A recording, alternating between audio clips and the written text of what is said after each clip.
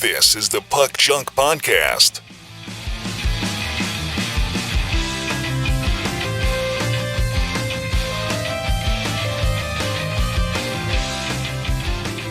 Hello and welcome to the Puck Junk Hockey Podcast. I'm Sal Berry, and with me is Tim Parrish and Clemente Lisi.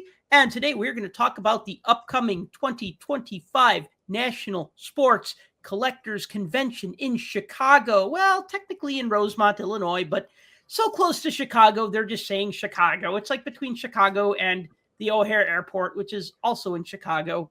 Don't ask me to explain maps. I don't understand how they quite work and how they drew it all up. But anyways, we're going to talk about the National and just about just what's been going on in our lives and with our collecting and stuff like that. So, guys, how you been? Clemente, I know it's been a while since you've been last on the show. How have you been doing? Good. I'm glad to be back on. I've been trying to stay cool. We're in a major heat wave. Like every 4 days, there's a new heat wave in New York. So, and because it's so hot and the hockey season is over, I feel very removed from what's happening in the hockey world. And I will confess here on air that I get all my hockey news from Tim on our group chats. Tim, how about you? Well, hearing that makes me happy, and I know it. And he's clapping his hands. I am. And the lights just went out. So what happened? No, that's a clapper joke. Didn't quite. Yeah. Oh yeah, the clapper. Yeah. That's right. I got you. Yeah, I'm dating myself. No, you're not. But all of us in this room currently know exactly what that was. Yeah. I wish I had one. I always wished I had one, but yeah. No, I'm good. Things are good. I'm ready for a nap, but other than that, it's all good. It's all good. Getting ready for the National.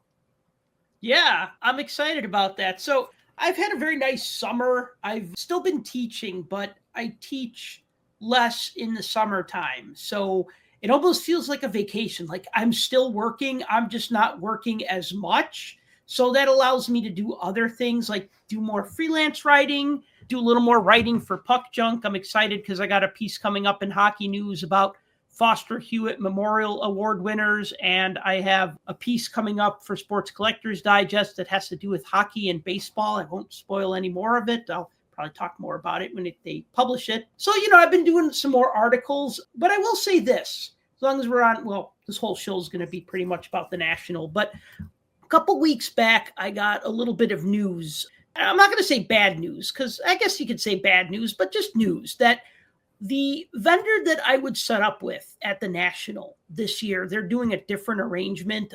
They actually won't have the space at the National this year. And I kind of found that out, I want to say pretty last minute, like 5 weeks before the National, which isn't last minute if you're like, hey, I think I'll go to this show. It's 5 weeks away, right? But if you're like planning on selling at the show and then they go, oh yeah, guess what? You're not going to have a table at the show. That's kind of last minute. So after you go through like shock, surprise, anger, bargaining, acceptance, or whatever the 5 stages are, I didn't really go through all of that. But basically, I was just like, I reached out. I said, hey, is there any way I could get a booth? They said, no, there's a wait list, but you can get on the wait list. I said, okay, thank you. Please That's put the me down. bargaining stage. That's the bargaining stage, right? Exactly. Yeah, you're right. And then, okay, I don't necessarily want to go through all the different stages because I was just kidding. My aunt said to me, she said, so you're still going to go to the show, right?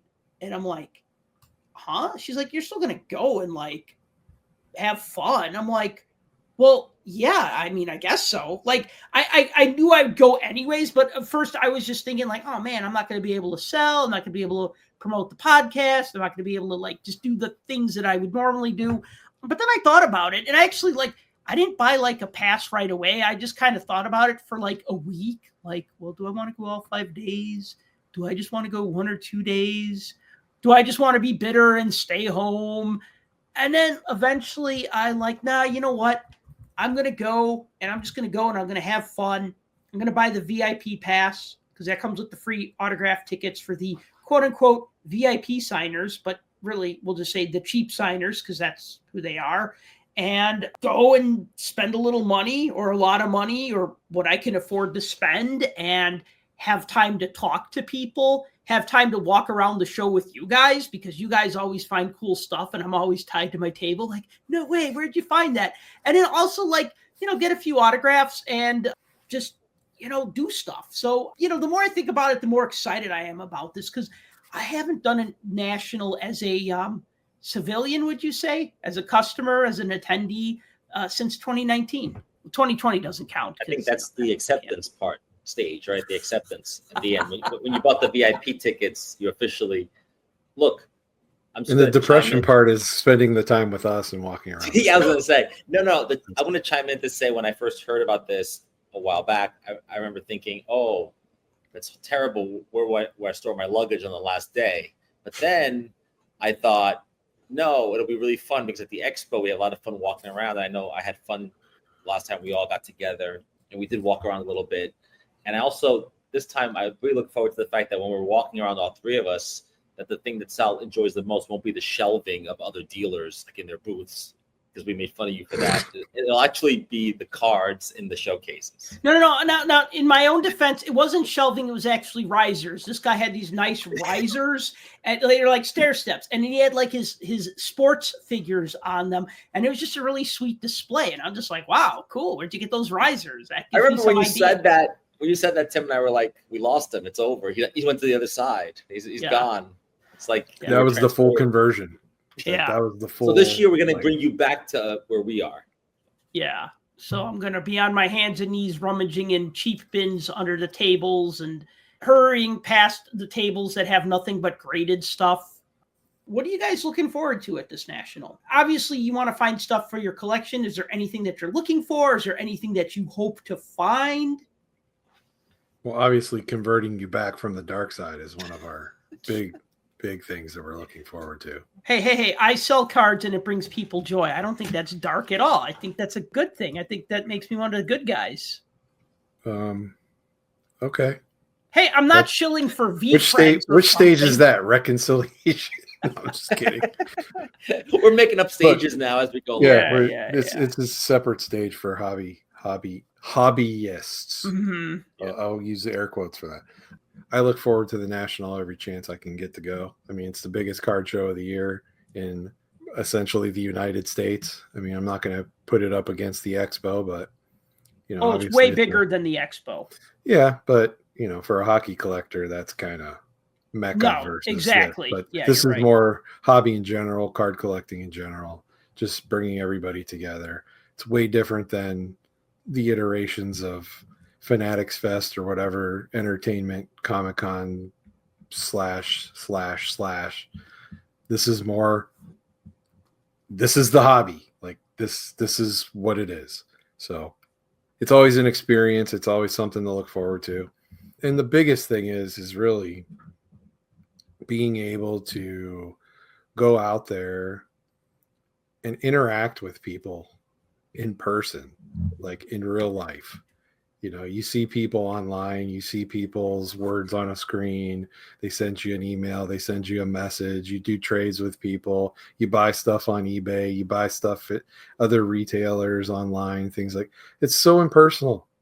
This is like one opportunity that you can bring everybody together, that people get together for an event from across the country, and you get to see some of those people you've maybe done trades with, people you've interacted with online, whether it's social media or something of that nature. Listeners of our show are always coming up to us and talking to us about various things all the time. That's the best part, is the interaction. I could honestly go a few days to the show and I could walk out of there with nothing, and just having the interaction and being able to talk to people and the fellowship of other hobbyists is a great experience that I don't think local area shows or even regional type shows tap into it as much as the national does. That's what I'm looking forward to. I agree with Tim that it is like a reunion. I remember the last time, one of the most fun nationals I've been to in recent years was it was 2 years ago in Chicago, and we all that was the last time I saw all three of you together, all of us together. And so I look forward to that, like to see you guys in person, to hang out, and Sal can do more of that this year, and then kind of look for these crazy, and there is, we'll get into later into like the hockey offerings, but there's always like hidden treasures you never know you're going to find or see, and that's always fun because you just don't know. And it is just the whole everyone getting together part, which is nice, and it is like a reunion, and that is, and I think Tim is right. The regional shows, they have some of that, but it's it's quarterly, and it's always the same people you see over and over again because it's people in your region that can go to the show. So this is people from all over the country. I have to say North America and even all over the world. People travel from Europe now for the show, depending if they like hockey or soccer or basketball or whatever. So it's become, and it's true. It's free of all these distractions, experiences. It's just about cards and collectibles all in one place. When I go to the National, I wear two hats. One is I'm a reporter. I like to write stories for Sports Collectors Digest. I like to cover it depending on what's going on. And then the second part is to go and try to buy stuff. But I agree with Tim. I don't necessarily have to buy anything, even though I have this silly rule that I have to buy something at every show. I've gotten better about not doing that. And also, I'm in the middle of what I call a hobby fast every year, like 60 days before, 90 days before, 30 days before. Like, I'm not buying anything. I just want to be able to save my money. I'd rather spend it in person because there's a couple of cards I do want to buy, and I can buy them on eBay like today. But then they'll get here next week, and that'll be fine. And I'm willing to pay $10, $20 more, even because I'm like, I want to support a dealer. I want to support this community. I don't want to get ripped off, but I also don't mind spending an extra $15 in person when I'm going to get the card immediately. I can see it. And, otherwise the National could just be eBay, right? We don't need a National then. But the in-person stuff, at least to our generation, I think it matters.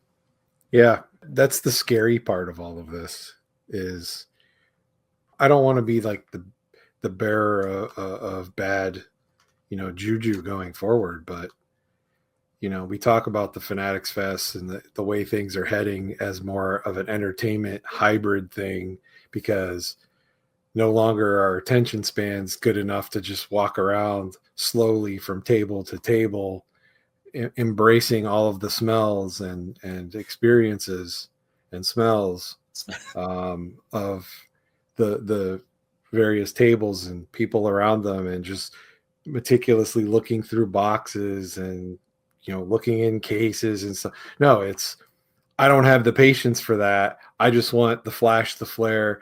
Look at this 10 graded thing. Look at this ultra rare thing I'm going to pay $30,000 for that I have no business paying that much for. Oh, look, an explosion and a firework. Oh, look, a half naked girl. Oh, look, DJ music. Oh, no. And it's like, we're trying to bridge that gap in between there. And yeah, to say that it's our generation, and that's generalizing, obviously. You're going to have older people, you're going to have younger people that still like the same things, but and there's still flash and flare and that kind of stuff in these. I mean, the vendors will be there. They have all sorts of things going on. There's a case break pavilion. So for all of you that like to go and hear yelling and screaming and, oh my God, this is a Tesla or whatever that they say when they pull a card, that whole thing is there. And the athletes are there too. You just have to pay to get near them and have them sign stuff. I don't foresee myself ever going to a Fanatics Fest. So this is my version of that. And it always has been since the very first one I went to back in 93. So, wow. So you went to the one in 93 in Chicago. I did at McCormick Place. I am so jealous because I missed that. Totally missed it. I found out about it like after the fact, and I was just like, son of a gun. Because I mean, that was when I was in like my sports card collecting 1.0 days, like before I took the break around college, where I was just out of high school, and I was just like, oh wow, there's a national. I mean, I knew there was a national show, but I didn't know that it was going to be in Chicago until it was too late. I think that was the last, if not one of the last that they did at McCormick Place too.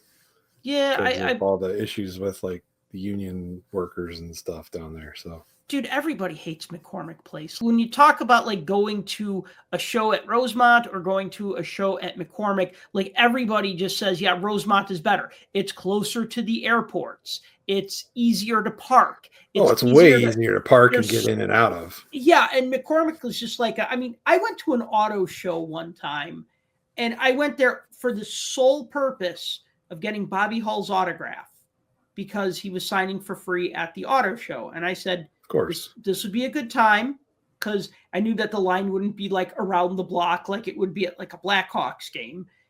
But just the whole getting there, getting in, it's just not a good venue. I mean, it's big. It must be good. You know, what's funny is the first national I went to was in 2008 when it was in Chicago, when it was in Rosemont. And I only went for one day. And that was when the national was just in one of the exhibit halls, one of the two big ground level exhibit halls. All I really had time to do was just go from one end of the show to the other. And that was it. Like, I didn't have really time to double back. I didn't have time to do redemptions. I didn't really talk to anybody. I didn't really socialize. All I did was just go from one end of the show to the other, buy what I could buy. And then it was like, oh, it's 5 o'clock, time to go. And then in 2011, I'm just like, you know what?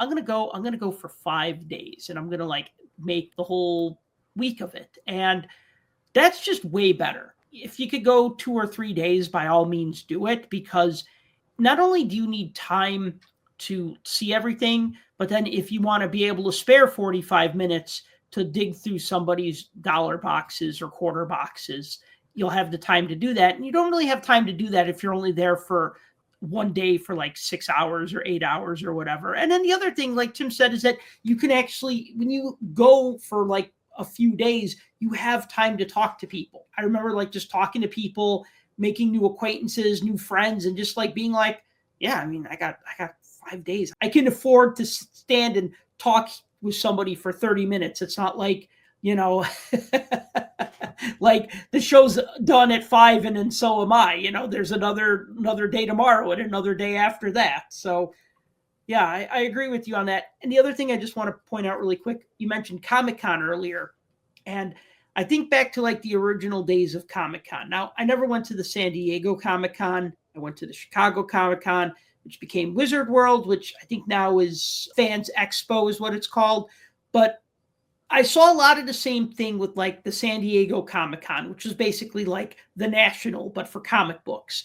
And it got so big and so out of hand. And a lot of people were like, you know, this used to be the show where I'd come here with the list of Captain America comic books that I was looking for, and I'd go to all the dealers and try to find the issues that I needed. And then I'd go to Artist Alley and I'd pay somebody to do like an original sketch of like my favorite superhero, or I'd get autographs from my favorite comic creators. Usually the autographs were free. And now it's all about like, oh, the new Avengers movie is coming out and the cast is going to be here and they're going to do a Q&A and we're going to show a preview of the new Star Wars movies and all this stuff, right? And it just got like so big and like blown out of proportion, so that the people who are like, hey, Comic-Con is for buying comic books and for hanging out with other people who love comic books and that community, and it just being like taken out of their hands and just growing exponentially. And that's like what's happening here. You know, when I went to the National in 2011, I had my want lists and I bought stuff and, you know, I talked to people and I had fun and I got autographs. And then now it's just like, hey, let's all check out this break of this expensive Topps baseball product. And let's look at these PSA 10 graded cards. And, oh, there's going to be an auction. And, oh, there's going to be right. And it's just, it's like we're priced out of the hobby, but also the hobby has just run away from its roots, or from the aspect, like you said, that we enjoy. People our age, but some older, some younger. But yeah, so it reminds me of Comic-Con. I will say, though, you're right and you're wrong in that. You're right, this is where things are going. But also you're wrong in that at the National, you could avoid like what I call the casino room where the breakers are. Like, I don't have to go in there. I know they forced some dealers in there, and so you're forced to go in there. Yeah, you don't have to go in there, but you could.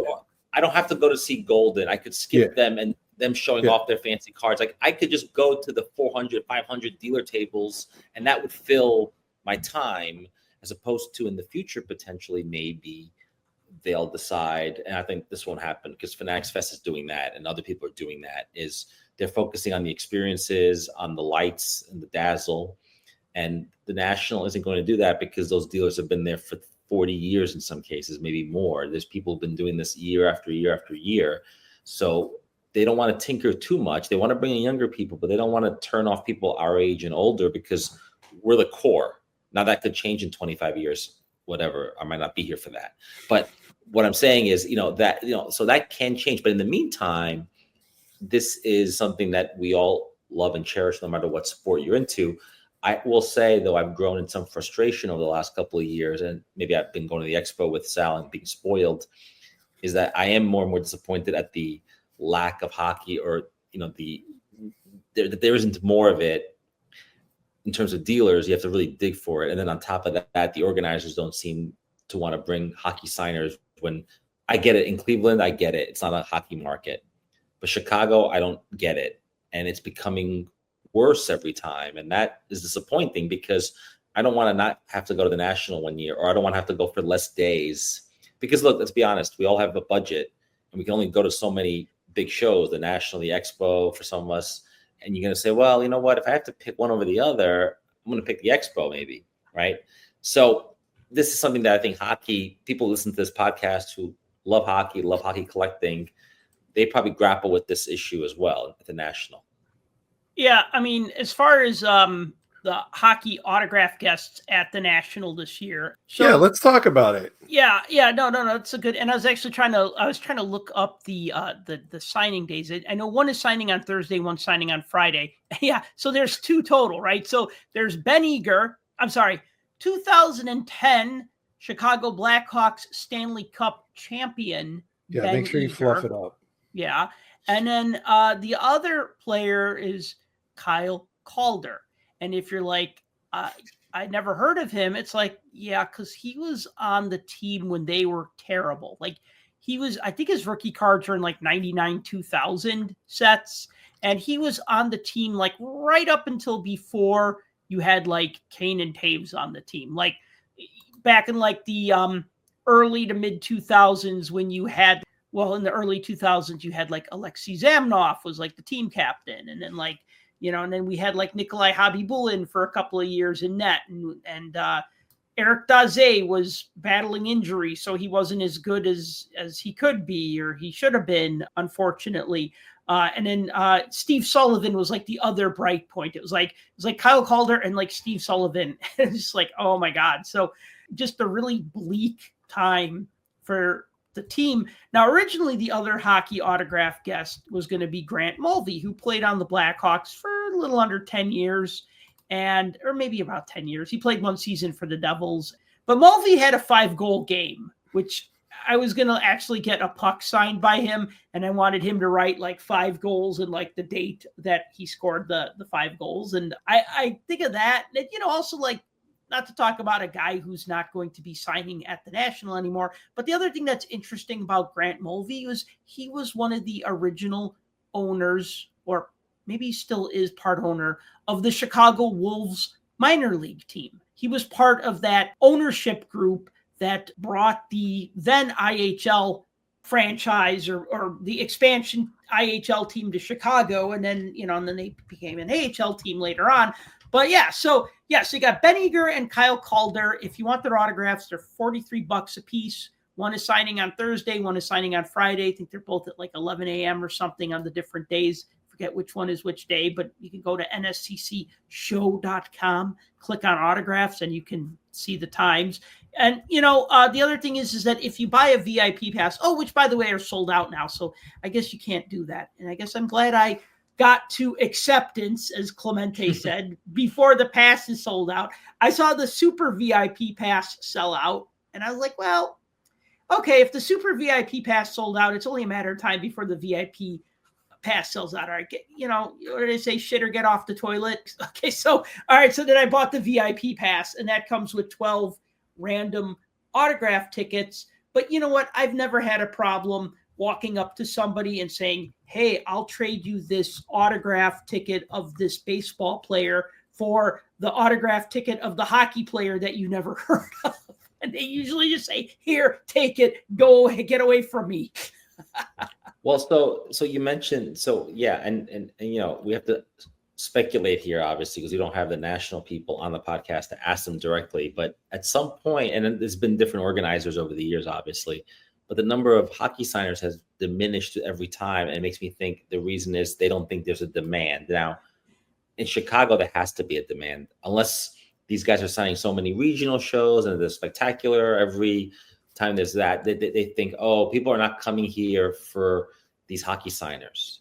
Okay, maybe, but it's summertime, and not only could you get good hockey signers, but it's summer. You could actually get active players to show up, which is always a coup as opposed to retired guys. And even that doesn't move the needle. And even Upper Deck doesn't. Sometimes they'll bring in their own. Not this time. Not this time, but sometimes they fill the void. No one's on the docket for that. Right. And so that's basketball player is going to be signing at the Upper Deck booth. Right, because Upper Deck is competing with Panini and Topps now. They have to compete with these multi-sport and, okay, fine.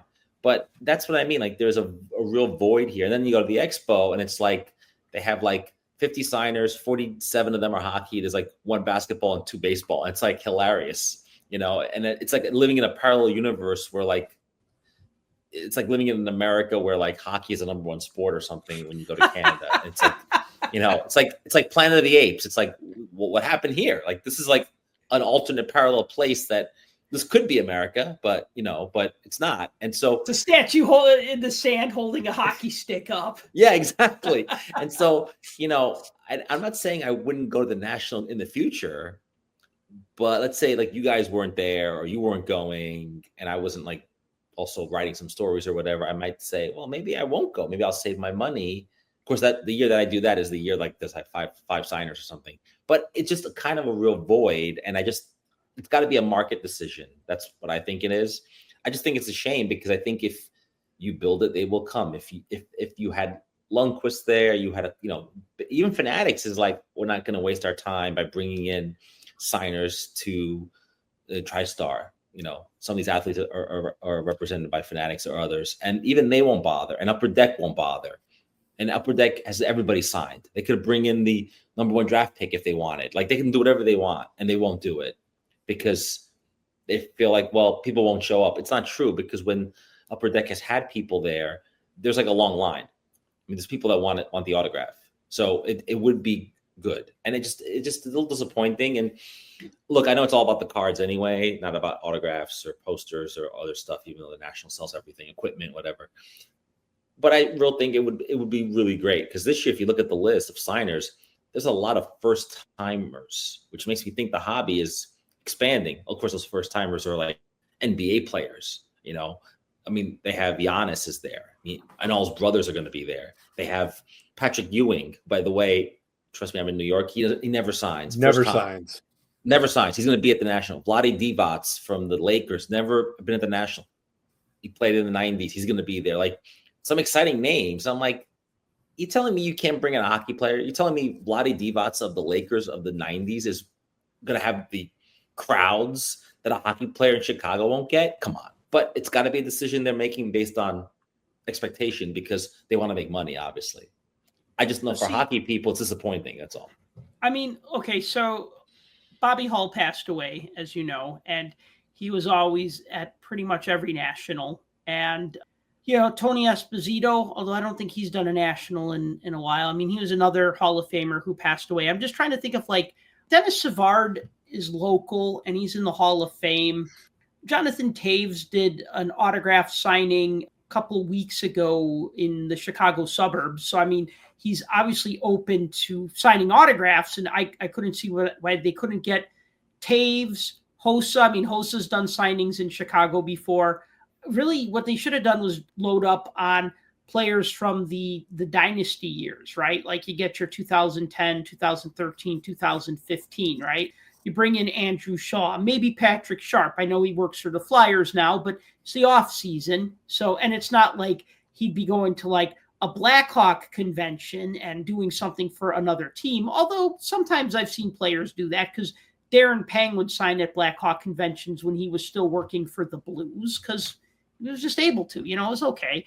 You get maybe Taves, get Hossa, Patrick Sharp, Brent Seabrook, Duncan Keith. He's going to be in the Hall of Fame in November. I don't know why they couldn't get Corey Crawford, or why couldn't they get even like some local guys like Brent Sopel or Adam Burish, who were only on a 2010 team, but you get a couple of bigger names and you get some of the smaller names, but then you really like push that, right? Because that was 15 years ago, that first championship, right? I mean, I talked to guys who are like in their 30s and they're just like, oh my God, that 2010 team, I was like 8 years old and that put hockey on the map for me. I guess they'd only be like 18 to 23. So maybe older, maybe younger, whatever, right? But you know what I mean? Like, oh, I was in high school and that was my team, the 2015 Blackhawks, right? And you know, and now they have money to buy stuff and they're into this. And I'm really surprised. I'm really surprised because just as a Chicago person, I look and I go, this is the 40th anniversary of the 85 Bears. Well, there's some 85 Bears there, Super Bowl 20. There's quite a few 85 Bears.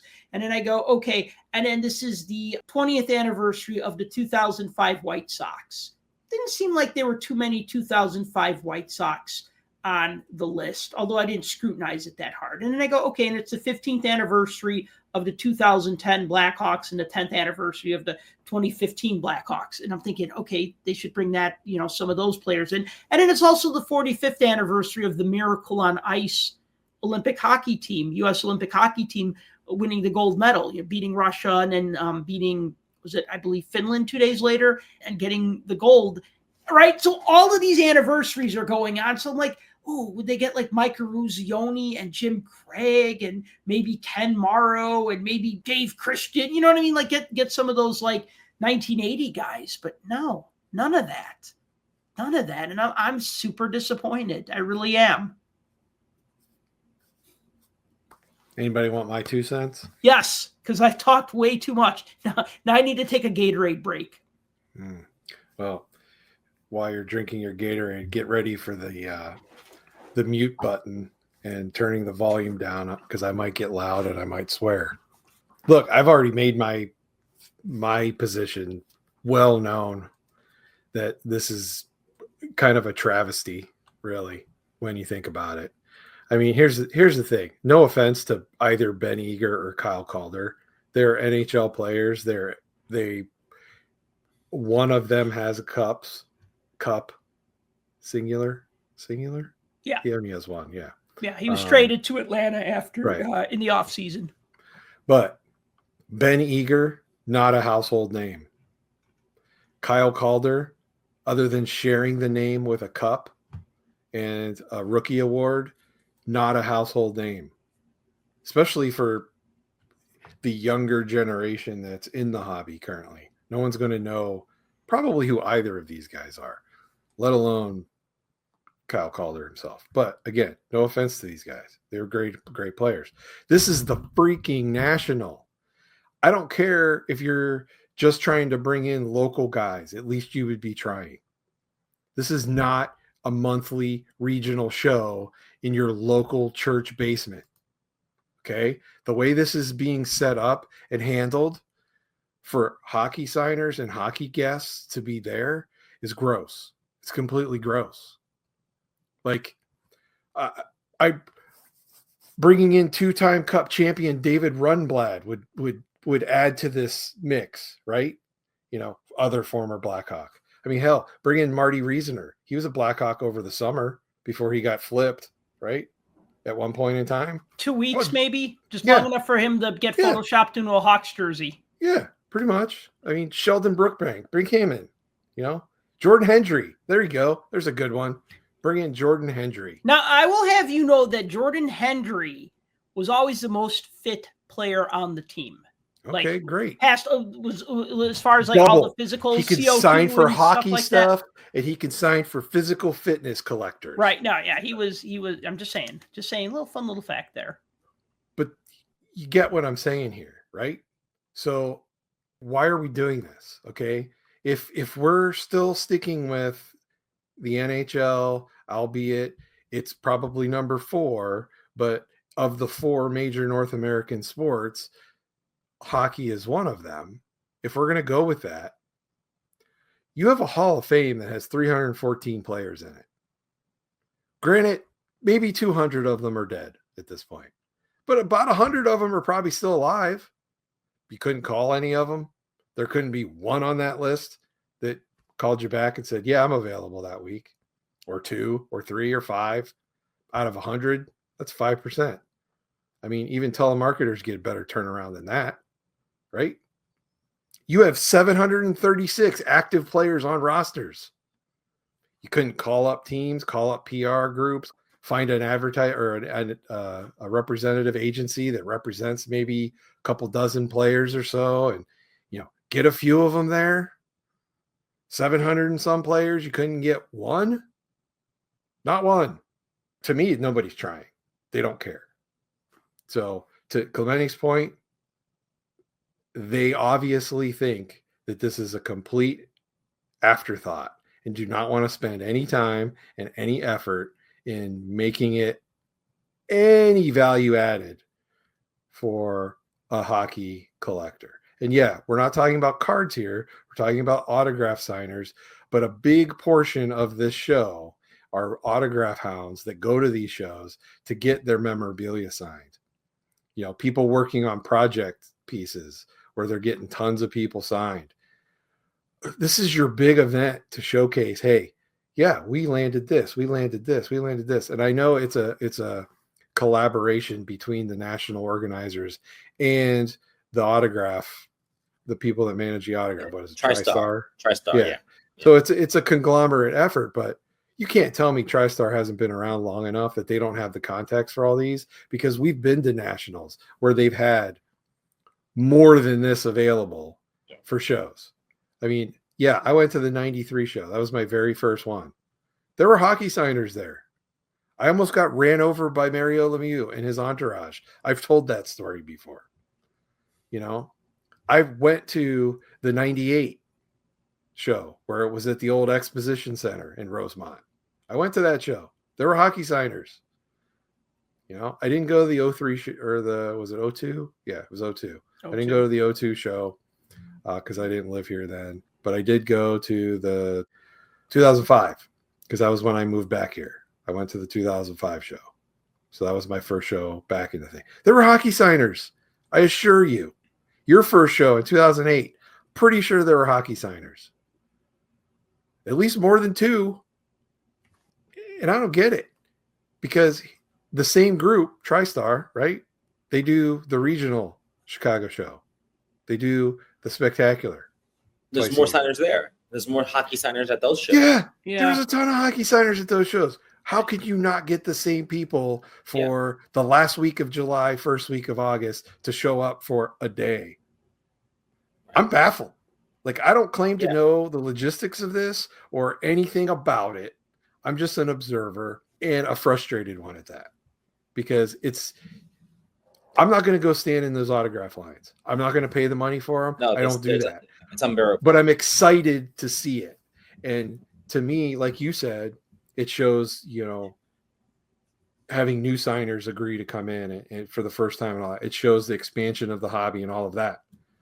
There's this huge untapped part that they're just missing out on, of all these people that they could bring in also that are going to show up to get their stick signed and their jersey signed and their puck signed and all of their, the various pieces of memorabilia that they have. Yeah. Okay. So now the rest of us, we're just going to walk around and look for cards. Yeah. I noticed this year, for example, there's even a larger number of women's basketball players signing, which makes sense with Caitlin Clark. It's like, hey, let's call in some of the older players because there's interest in women's basketball. That makes sense. But like you would think with Bedard 2 years ago, there's all this interest in hockey, even by casual hockey fans. You have the Olympics coming, in 26. So having a Miracle on Ice connection, you don't even need an anniversary to invite Mike Ruzioni. You can invite him anytime. Now, I know he signs in the mail and all that, but so what? If you're getting a poster signed, you're not mailing that to Mike Ruzioni. You're mailing him a card, not a project, right, or a stick. So, and Sal did his homework because he's looking up all the anniversaries like any good journalist would. So I understand that, to look for a news peg. But they know this too. Organizers know this, and they just don't care. And remember last year, I remember even noting, okay, it's Cleveland, but it was in the middle of the Summer Olympics. And I'm like, no Olympians, winter or summer, just to make a tie-in, nothing, It's like almost like they're so focused on baseball, football, basketball, that even soccer's popularity, Formula One, even that doesn't matter. Like, that doesn't do it for them. It's like, no, we're still catering to. I mean, this show might as well take place in 1987. because you don't even know that there are other sports out there, and they've tried with other signers, and maybe the feedback has been bad, and maybe they don't want to compete with the expo. Maybe they've done the calculation. I still think a lot of Americans don't fly to Canada for the expo. They don't, because Sal and I go to the one in the fall generally. I don't remember tripping over Americans when I'm there. I really don't. There's some, but they're not like a ton. And then you have all these new Hall of Famers, like Sal mentioned, that are probably, of all of them, probably most of them will be at the expo in the fall. You tell me you can't bring one or two of those here? You've had now a bit of time. And it is disappointing. And I just think, the National, thankfully, is more than just signers, because if it was just about the signers, I probably wouldn't be there, because there isn't enough hockey for me.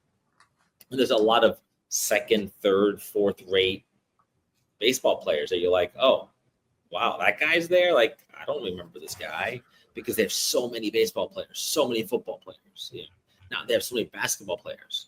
It's not a matter of space, because clearly this list gets longer and longer every year, and the other sports all get the bigger slice of the pie. So thankfully, you bring up the Olympic thing, right? Yeah. So, you remember before breakers were a thing? We didn't have the breaker pavilion. Right. That was just extra floor space. And if they didn't need it, they didn't use it. Right. There was a time where that separate section that's off to the side there, that was where the autograph signers were. They were stuck in the back. And so that's where all the load in was, going through all the turnstiles. But there was that one year, remember in 2013, they had the Olympic pavilion in 2013, where it was all dealers, all exhibits, everything that had to do with the Olympics. So if you were dealers and you sold, like, a big thing is Olympic pins, that's a huge, huge submarket of collectors. Yeah. And just tons and tons. There was so much Olympic stuff in there. Like, it was crazy. It was absolutely crazy how many dealers are out there in the world that deal in this specific subgenre of collecting within the hobby. And it was insane. I was blown away by that, and haven't seen it since. I mean, they did it before that, but they haven't had it since. Well, I mean, that was 2013. So the transition away from the autographs, you're right. Every space now is going to be monetized, and like the breakers they're here to stay. They're a bigger part of the hobby. If it wasn't for breakers, we wouldn't even see half these products, the cards in the wild. So I understand that, but I guarantee you that section will be crazy like it was in Cleveland, and crazy like it's been every year. And then there's this overflow room that are probably going to be a lot of newer dealers, I'm guessing. I have no idea what that's going to be. All ultra modern stuff, slabbed, $5,000 cards, $10,000 cards, and no hockey. So the guy that has the 8 or 12 foot table and he's got 4 cards sitting there just haphazardly on the table. Right. You're like, and he's on his phone the whole time and never looks up at you. Yeah. The overflow room. That's so that's the upstairs hall where they would normally have the Chicago Sports Spectacular.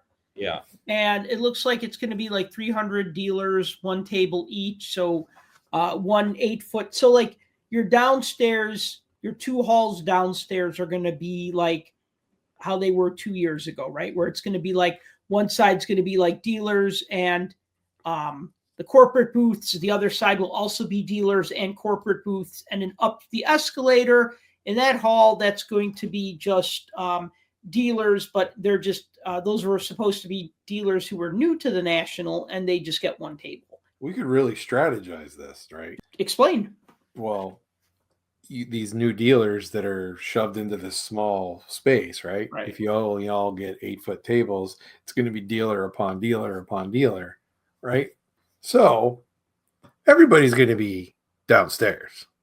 That's where the vast majority of people are going to be. So you got to imagine the foot traffic's going to be less up there without any main attraction to draw people up for a reason to go up there. I mean, hell, if we remember, was it 2 years ago, 4 years ago, when I didn't even know there was a whole nother room. Right. So, yeah. And I was like, I didn't know this existed. Like, go to the upper deck booth. I go to the upper deck booth. Oh, you got to go to our other booth. There's another booth? Like, where's that? I had no idea. So, yeah.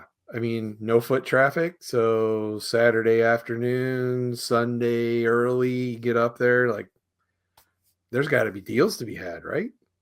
everybody's going to be wanting to make their money back off of their 8-foot table that they lucked into, right? I don't know. I'm just thinking out loud. Well, I mean, I'm sure they'll make their money back because it's the National, but I think that might actually be a good place to start. Like maybe that'll be the first place I look on Wednesday, just because it's going to be all dealers and no Tops booth or no breakers or no whatever. So I could just go up there, do some shopping. You know what I mean? And it might be easier to just go through that space first. I don't know. I'm rethinking the positive aspect of Sal being one of the peons like us. He's going to go and pilfer all of the hockey cards the first 3 days, and I'm going to get nothing. Let me dwell on this. You get nothing and you like it. Yeah, let me dwell on this a little bit. So what you're saying is that the show will be where it always is, and then this extra room is up the escalator, totally separate from. Yeah, you remember when you went to the Chicago Sports Spectacular and it was up the escalator? No, I do, but what I'm saying is when Tim didn't know there was another side of the show, it's because he didn't walk across the lobby to the other side. But this is it was on the same floor. We're talking a different floor. Yeah, what I'm talking about is like unless the signage is great or there's something luring me there, and trust me, I'm there 5 days. I'm going to stumble upon this upstairs, but it seems so removed. That's why I said maybe the foot traffic will be less. Well, it depends because all those people that like to hang out in the lobby might end up hanging up upstairs. Maybe I don't know, or maybe all these new people, they're all going to be on social media and are very active because they're all very digital natives, and they're all going to be like people are going to be going up there because that's like where the real, or it'll be segregated to the point where it's like 2 shows going on at once, and it's like what's going on here is different from what's going on here. And then you have the Breaker Pavilion, you have the autographs, and it's like literally the National is going to be 4 mini shows all cobbled together because of the geography of the land. Now they should put the Breaker Pavilion upstairs. Then I don't even have to go up there. Right. So I agree. Yeah, and people like the breaks can go there, and the rest of us can be left alone, and I don't have to wear earbuds or anything because I remember in Cleveland it was bad, and so in Chicago 2 years ago it was like literally like I remember in Cleveland it was literally in a different area, and you walk in, and all of a sudden it was like I heard bells and like sounds, and it was like I felt like I was in a slot machine area, and there was like roulette, like there was like Wheel of Fortune type sounds going on. It was very strange, and then they shoehorned some dealers in there, and I felt bad for them because they had inventory. It was interesting, but it was so loud and just not fun.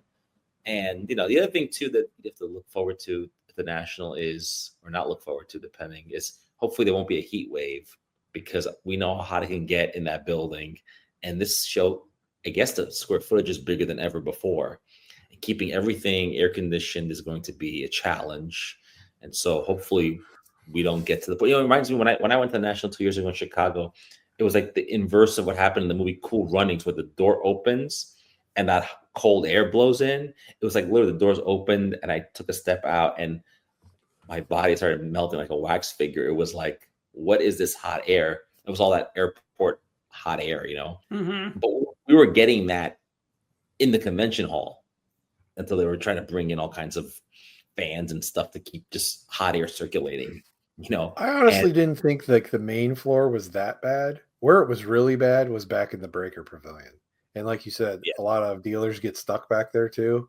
Yeah. That's where it was super hot. Because you remember you and I were looking at the one dealer in the back corner that was by the loading dock doors. Yeah, had good stuff. And it was 1,000 degrees back there. And then the corporate area was like, you had to wear a sweater in that area. I remember it was so cold over there. So they know who pay, they know who's paying, who's buttering their bread. But look, I know we're being kind of negative on this show, I think, about the National, even though we're all going to go and we're going to spend oodles of money, if not on cards, on hotels and airfare and everything else just to get there, especially, people that are flying in. So we say this because we want to make it better. And I don't want to get to a point in the future where I don't think the show is worth it anymore, because there's so many shows now, so many big shows, this Fanatics Fest, there's the Expo, in the world we live in today in 2025, is the National still relevant? That's a question I think people are asking themselves. And if you've never been to a National, you should definitely go.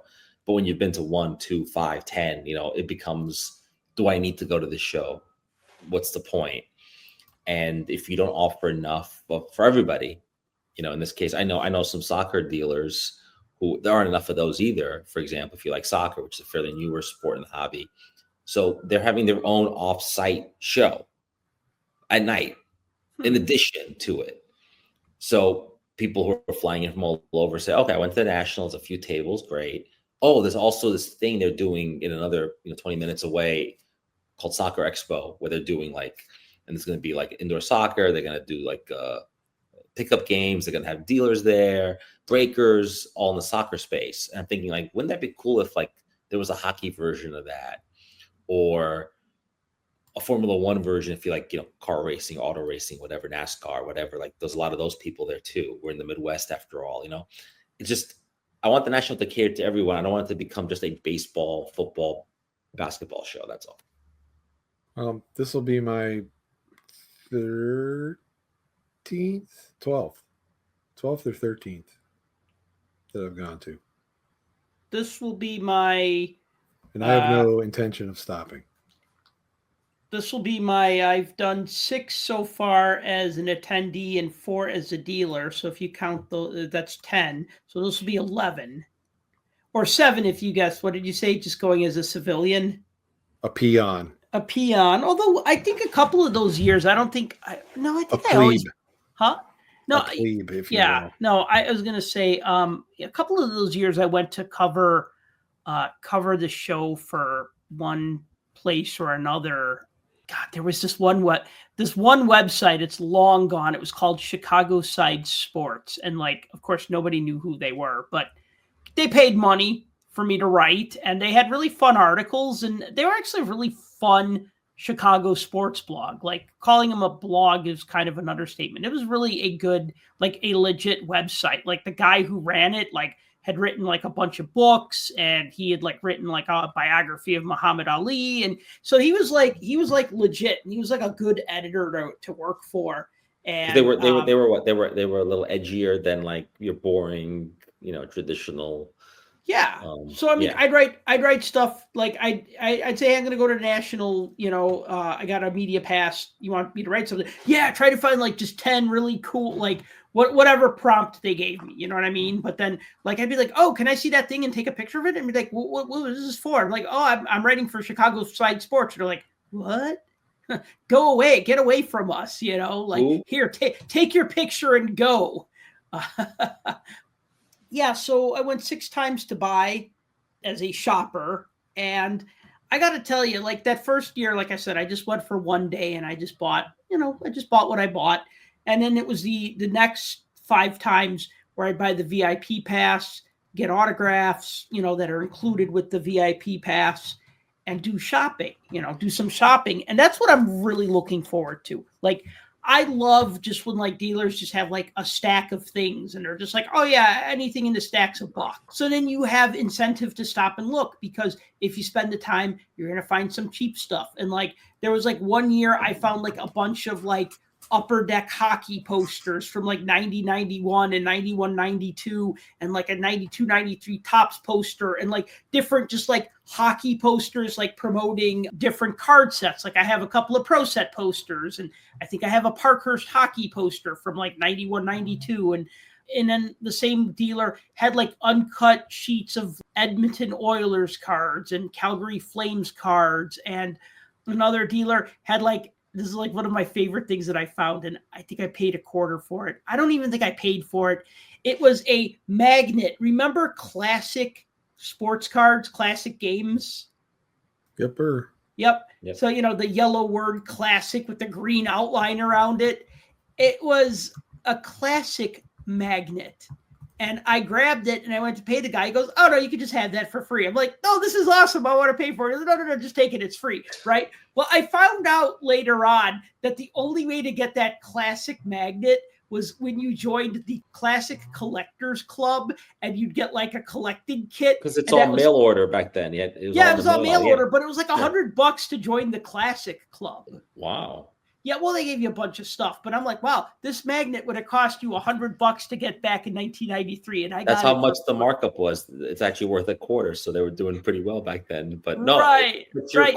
you're right that that's a cool like item that you can't find anywhere. And of course, to a dealer, it's like whatever. It's in the junk box. You can have it. Like I don't care because I don't need. And it's not just about junk. I mean, like one year I found like a Guy Lafleur rookie card, and I could afford it, and I bought it. And like there have been years that I've bought like unopened boxes of cheap wax. There's been years that I've bought like complete sets of cards. I mean, this year I want to look for vintage hockey sets. There's a few that I don't have. Unfortunately, in Toronto, everybody always wants top dollar for them, and I understand why. But I think in the United States, somebody might be like, "Oh yeah, I've had this set for a while. Yeah, all right, I'll make you a deal on it, right?" Like, for you, you're it's easier to bring home that night because you're in Chicago. Yes, but what you're asking, what you just mentioned, could also be not there at the National. It could be like non-existent because it has to work out.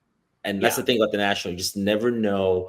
Like I know whenever I have a list of things I want, I don't buy anything on the list. I end up buying 5 things I didn't even know I needed or wanted. Right. And that's that's okay. The list is to give you some focus and so that you remember what you're looking for, especially like if you're trying to fill out a set and you're like, which 6 do I need? Right. I mean, I will probably find some vintage Parkhurst hockey singles at the show. I mean, there's a few sets that I still need. I think I'm like 10 cards away from finishing my 63-64 Parker set, and 1 or 2 of them are commons, and one of them is like Tim Horton, and everybody wants a lot of money for Tim Horton in Toronto, but maybe if I find that same Tim Horton card in Chicago, maybe I'll get it for a slightly better price, just because Tim Horton just doesn't have. We don't even have the donuts in Chicago, the Tim Horton donuts, let alone like any like love for the player, the legend. So that's you're right though. You open to those things you're not looking for. I'm more of a newbie to the National. This will be my 4th, but I think if you're playing at home, you get double points for Atlantic City and Cleveland. So I don't know. And I've been to both of those, and those were. I mean, hopefully, and I know that this is going to be the first of 3 years in a row in Chicago. So I guess, to kind of close out National talk, we can talk about the fact that, I mean, I've always been a big proponent of keeping it in Chicago, but you hear all these rumors about Baltimore, Atlanta, Anaheim, Dallas, like moving it around. And part of me likes the idea that it moves around because you get different dealers, maybe different stuff, different people. And you don't want it to be monotonous. But I do like Chicago. I like the fact that I can walk to my hotel. There's a lot of restaurants around there. There's options. The airport is like 10 minutes away. Like everything is right there. Like if you couldn't plan a better venue, in my opinion. I know you guys have been to other Nationals in Chicago. I know Tim has.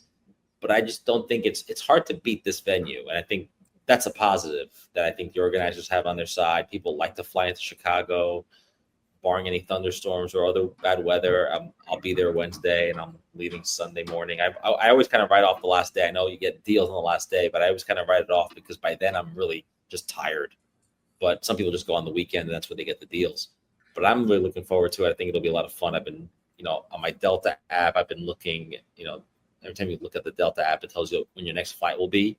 And that's my countdown to the National. It's like, oh, now it's like really close as opposed to like 80 days or 60 days. Now it's like, oh, it's here. It's coming.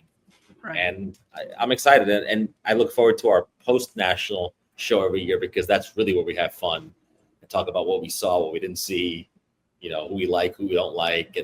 And also kind of really, it's a gauge on like, where is the hobby? And the fact that you said the super VIPs and VIPs are sold out, that tells me it's going to be a crowded show because there's no shortage of those VIP passes. If they can sell those all day long, they would because they make a lot of money on them. So the fact that they're sold out tells me this is going to be a big show. Busy.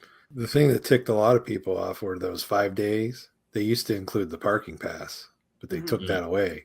The only way you got a parking pass was with the all access VIP this time. So I guess what they assume is people are going to be staying in the local hotels. They don't need to park. But I mean, if you're a local and you want to go to all the days and you have a car because you're not taking public transportation, you got to park. You got to park somewhere. Or Ubering, you got to park somewhere. And it's, I mean, unless they upped it, it's been $15 a day for probably the last 15 years. So I don't know if it's still the same, but that's for the garage. I mean, you can park elsewhere for cheaper. It's just it's not as convenient, and you're going to be walking. Which brings me to another point. I know how I prepare for these shows, to go to these shows, whether it's for one day or for 2 days or whatever. I mean, I'm pretty aware of how Sal prepares when he's not dealing, because we've encountered this.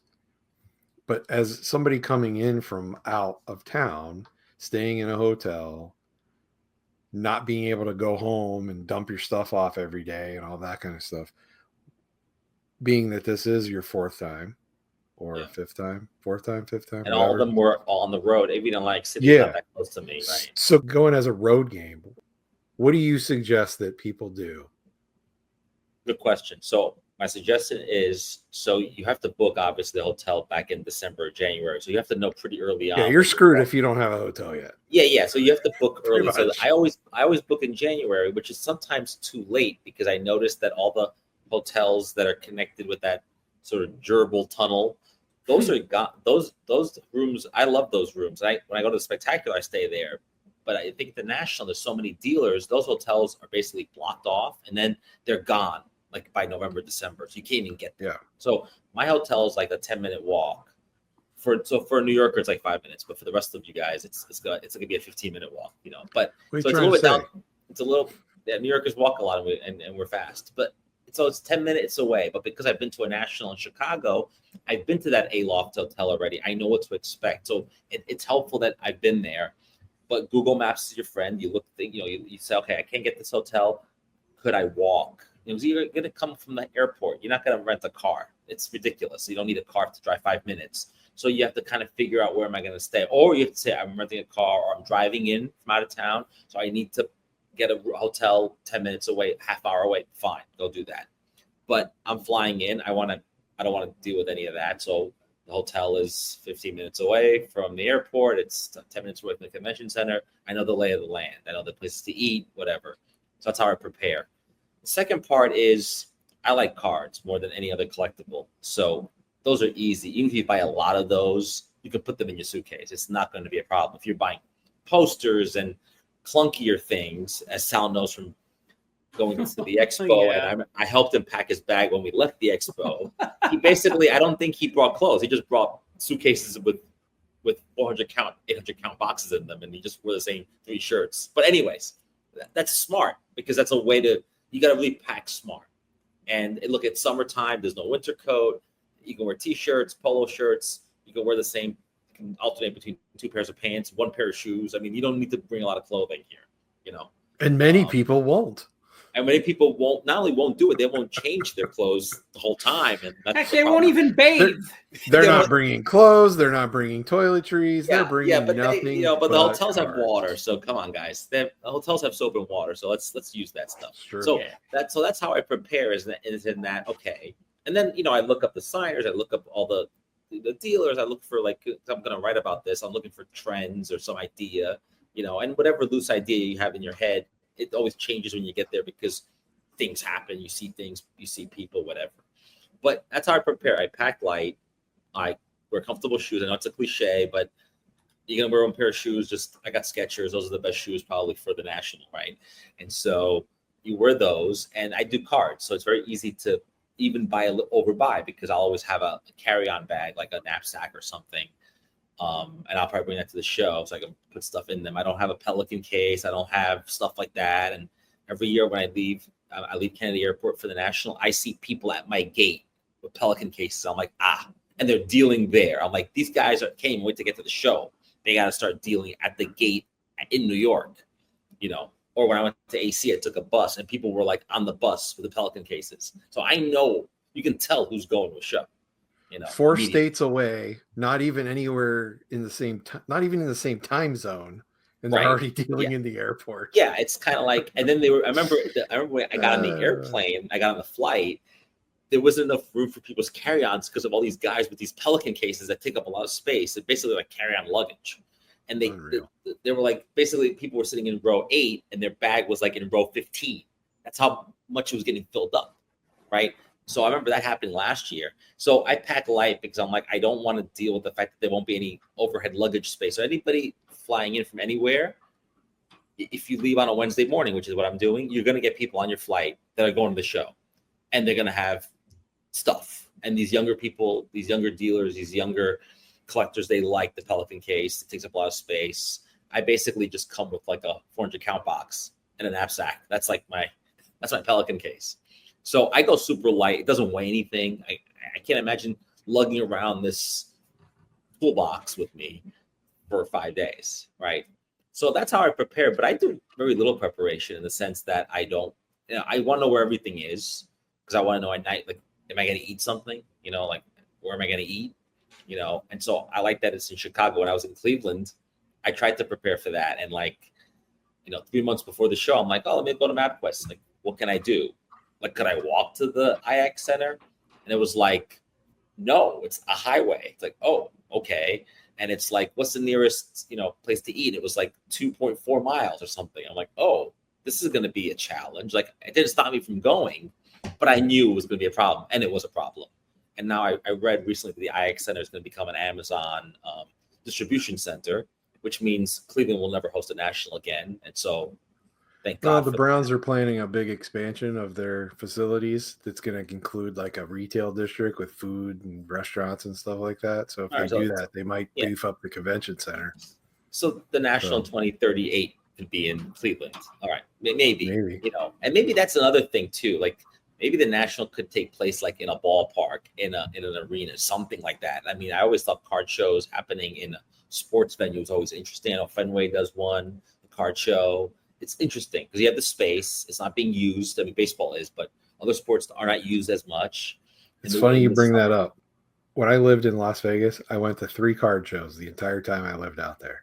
One of them was so at the time, they were the Las Vegas Stars. They were the minor league team back then of the Dodgers. Okay. Then they became the Las Vegas 51s later on. They were a minor league team for, I think, the Padres for a while or something. But they in Cashman Field, they had a card show there. And so they had it around the concourse. And then you could go down onto the field and around the warning track. They had tables.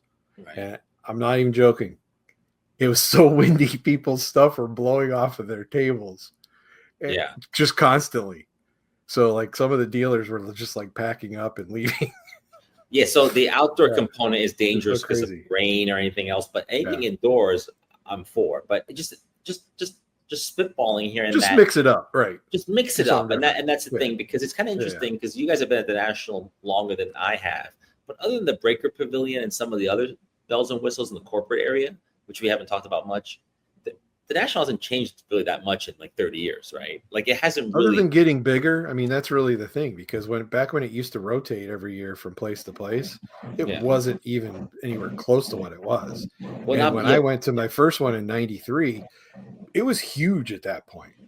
But I mean, you got to figure that was the pinnacle. That was the pinnacle of the junk wax. Yeah. Right? But you figure the first one being in 1980, and then subsequently like going from, hotel airport, ballrooms, up to convention centers, up to like McCormick Place size, and then just exponentially getting bigger from that point.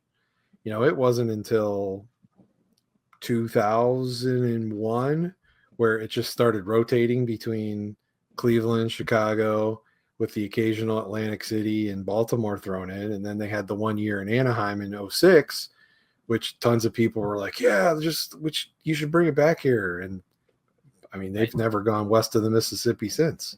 Yeah, no, and Chicago's a good halfway meeting point for East Coast, West Coast. But this is interesting sort of conversations about the National in terms of its size and its breadth. And the truth is, a lot of these regional shows are getting bigger. I mean, the Dallas Card Show, never been. But it's so big. I mean, heck, we have the Dallas Card Show in Chicago now. No, which is confusing. But the truth is that if you live in Dallas and you love basketball and baseball, let's say, you may never need to go to a national other than the curiosity. And I was just thinking as we were talking and complaining about the lack of hockey signers and hockey tables, at the national, there's got to be some like big baseball fan or football fan who lives in Toronto was like, yeah, the Expo stinks. It's all hockey. I have to go to the National to get my fix. So there is a reverse to it too. I mean, I don't want to just say, it's bad. It's got something for everybody. There's a saying that says if you can't find it, it's not that the National doesn't exist. That's not true. It's not true if you're a hockey collector, because there's plenty of stuff that exists that they don't have at the National if you like hockey. And, I'm a glutton for punishment because I not only like hockey, I also collect soccer. And so it's like, can you get into more niche sports where people don't care and you can't find that stuff? I like baseball, but the stuff that you can, but Leaf makes all those cards. Right.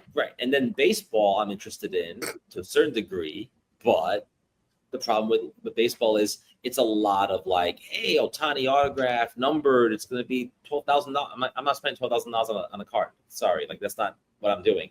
And I think a lot of people at the National too are forgetting, the newer dealers, is that the headlines are always captured by the high auction items. That doesn't mean that I want to walk past your table. I won't even stop. I'm not even going to look. It's going to be like, okay, this is going to be easy. I'm just going to walk right past it and give it a glance and go, this is not for me. And maybe on day 3, I'll come around again just to make sure I didn't miss anything. But that first day is pretty easy because you're like, okay, this vintage baseball, skip, all this new stuff. I'm just going to look real quick.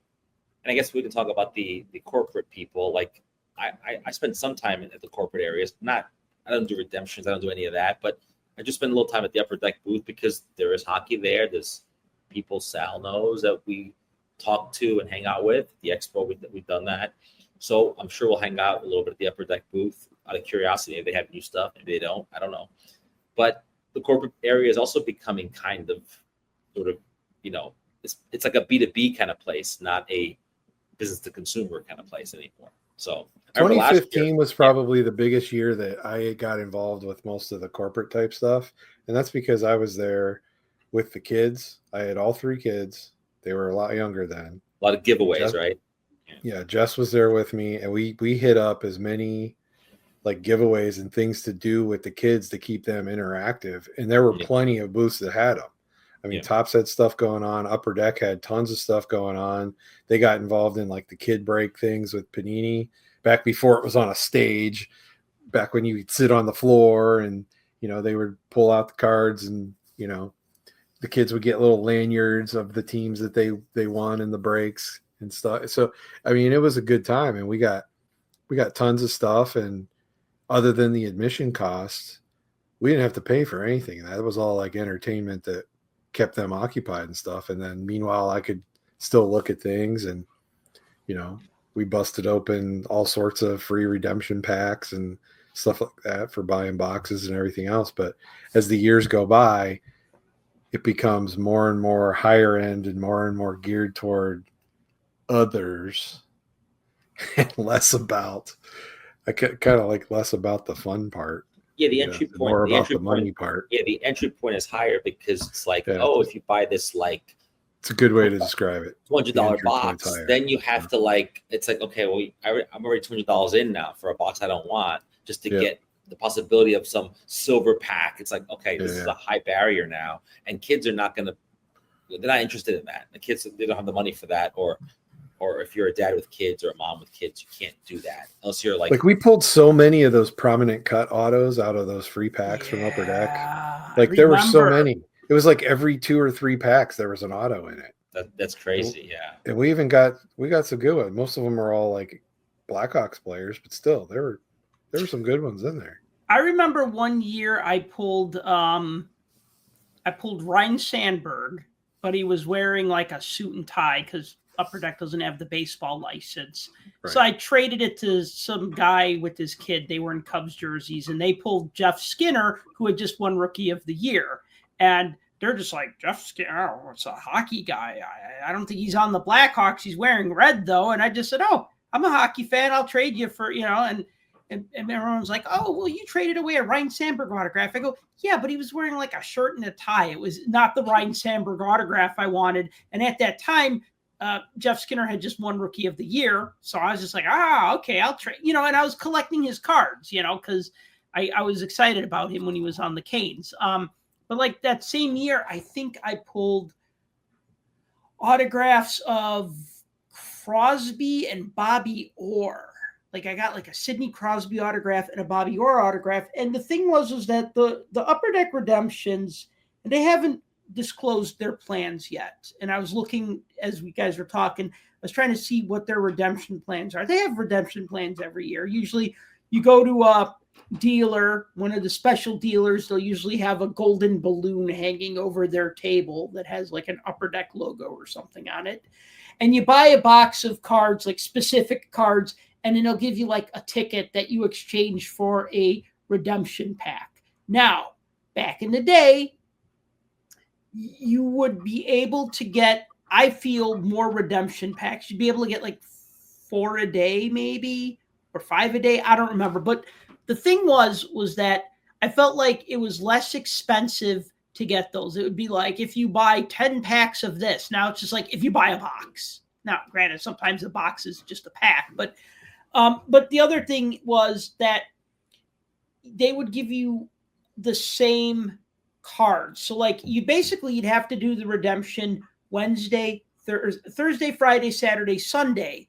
And Thursday you'd get the same 5 cards, Friday the next 5 cards, Saturday, Sunday. So you'd have to go all 4 days, but then you'd build the 20 card set. And I liked that because, which I guess it's good if you go all the days. It's bad if you don't go all the days. But, if you got 4 packs a day, then you'd end up with 4 complete sets, and that's okay. And then you'd get maybe an autograph or 2 or 5 or whatever. Now they're just random. And it's like, oh, it's an 80 card set. And I'm just like, and they have like all these different athletes from like AEW wrestling and this and that. And I'm just like, so then I get a redemption pack now, and it's just like 4 random cards. And then I get another one, and it's 3 of the same 4 cards from the previous pack, and collect all 80. Yeah, so I don't really do the Upper Deck redemption anymore. I'll look into it. If it's maybe a little more interesting, I might do it this year because it's fun to try. Panini one year, that was just terrible. They're just like, yeah, you need to buy a box of fat packs of Score Hockey. And I'm just like, what if I don't want Score Hockey? They're like, then you could buy, it was like certified or something, not certified, limited maybe. What was that? I think it was limited or something. No, I Dominion. No, it wasn't Dominion, but it was some like just terrible set. I want to say it was limited. I was gonna say it couldn't be certified. Certified was good. No, that it was a heck of a steal. No, it wasn't certified, but it was. I missed those boxes. They had 4 autos in them. Yeah, no, that would have been cool. But anyway, so yeah, I've been kind of lukewarm to the redemptions the past, going back to say 2019, maybe. I think that's when they kind of started changing them over. So I don't know. The other thing to the corporate areas, I know we're there for 5 days in my case, and Tim's there for me for 2. They're a big time suck. They're a little bit like the autograph sections. Like you can spend hours just standing around. Wait, there was a comma. There was a comma in that sentence, right? A big time comma suck or a big time suck? No, a big time suck being that like it steals a lot of your big time. Times. Yes. Right. Corporate booths are a big time suck. And and the truth is, yeah, you're there for 4 days or 5 days or 3 days or even 2. But do you want to spend hours standing around hoping to get some pack they're raffles, man. The raffles. They'll say it'll be like raffle at the XYZ trading cards booth at 1 p.m. So you show up at 12:50. Right. And then it's like 1 o'clock. And then we're going to just wait a few more minutes, 1:05, and they're giving out tickets. We're going to wait. Okay, 1:10. All right, we're going to start the raffle. Who wants to win prizes? I can't hear you. Let's cheer louder, And then they do that. And you're just like, and then you end up being there for an hour. And it's just like, yay, I won a box of Goodwin Champion. Or worse, you're there an hour and you didn't win anything. Or you didn't win anything. No, I remember one time, though, Upper Deck, they were giving people, I say Goodwin Champions for a reason. They were giving people uncut sheets of Goodwin Champions. Like that was like one of the prizes. But then at the end, the guy just said, oh, we have so many extra uncut sheets of Goodwin Champions. Everyone can take one with them. And then the people are like, what the heck? This is my prize. And now you're just giving everybody one. So we want a box of Goodwin. We want a box of Chronology. and we won that autographed Alex Pietrangelo glove. That's nice. That all is on the nice. all in that raffle. That's pretty good. I actually don't hate on Goodwin Champions that much. I know when my kids were a little younger, we would love opening a box of that because it was like you never know what's in it. It's weird. Look, Wayne Gretzky. Oh, look, a dinosaur bone. Like I don't Yeah. know. Like it's like stuff like that. Which is cool. It's a little bit like weird Alan mix. Ginter, but it's weirder than Alan Ginter. It's like Yeah. Alan Ginter meets Indiana Jones or something, So, but whatever. One year, I won a Gretzky autograph from the Upper Deck raffle. It was a big. It was like a blow up card. It looked like. I was going to say, could you imagine winning that at the expo and having to bring that with you? Yeah, that would be in my preparation. That would be like a nightmare for me. I couldn't even bring that home. Right. I mean, it was pretty big. I mean, it was like I don't know. I had to get a custom poster frame size for it. No, it wasn't quite a poster, but it was like it kind of fit like it was smaller than 16 by 20. It was like maybe 13 by 17. I don't know. But the thing is that I won that. I will never complain. I'll make fun, but I will never complain about not winning a raffle ever again. And I've won raffles since, but that is like the coolest prize I won at a raffle. I won it like 10 years ago, I believe. And to this day, it just still makes me happy. And I'm just like, you know what? If I never win another contest, that's okay. Because I won this giant Gretzky autograph signed in silver. It looks like a 1991 Upper Deck card, but he's in an Oilers jersey. So it's just kind of odd. It's kind of an anachronism because he's in an Oil jersey, but in a 1990 card set. But that was the coolest thing I won. And in another time at the Upper Deck booth, I won a box of AHL. So yeah, I mean, you do win from time to time, and that's. I entered cool. the expired redemption draft, or the little draft thing that they do, where they pick your cards, and then you can get a replacement. Yep. With an expired redemption, and then at the end, when all the cards are given out, and there's still like 100 people that didn't win anything, they just give you like random packs of stuff. So they're like, here's 3 more packs of the redemption cards. Here you go. And there's like never anything in them, but I did that once, but I wasn't going to get anything anyway. It was an expired redemption. So right. Yeah. So anyways, guys, any last thoughts before we wrap this one up? Because I think I'm all hyped about the National again. Just remember, comfortable shoes. No, that's cliche. Everybody knows comfortable shoes. If you have room for it, all I can say is bring your own thing to drink. Maybe bring a couple snacks. Yeah, like granola bars. Yeah. Yeah, because you don't want to hit the concession stands unless you absolutely have to. The lines are long. People commandeer the tables to do their trading, so you have nowhere to sit if you do get food. The food's not that good anyways. The food's not that good. It's concession stand food, like ballpark prices. So just keep that in mind. If you're a captive audience and you're stuck there, just keep that in mind. Bring a water bottle that you can refill because there are drinking fountains. Right. And bring your own supplies if you can carry them. Bring some top loaders, bring some penny sleeves, bring a box if you can fit it in your bag, whatever you're carrying. And that's good advice, not just for people, but for myself, because I used to steal them from Sal's booth, and now he doesn't have one, so I will have to bring my own top loaders this time. Oh, I'll have some. Don't worry. If corporate booths are a time suck, buying supplies at the show is a money suck. Right. Because although you get good prices at the shows on supplies. You do, but it takes up A, space, and B, money. Yeah, I get it. If you just need 5 top loaders, you don't necessarily want to buy a pack of 20. Especially when you have boxes of it at home. Like we all have a ton of top loaders at home, and frustrating. Yeah. So it's just stupid. So if you can bring some with, do it.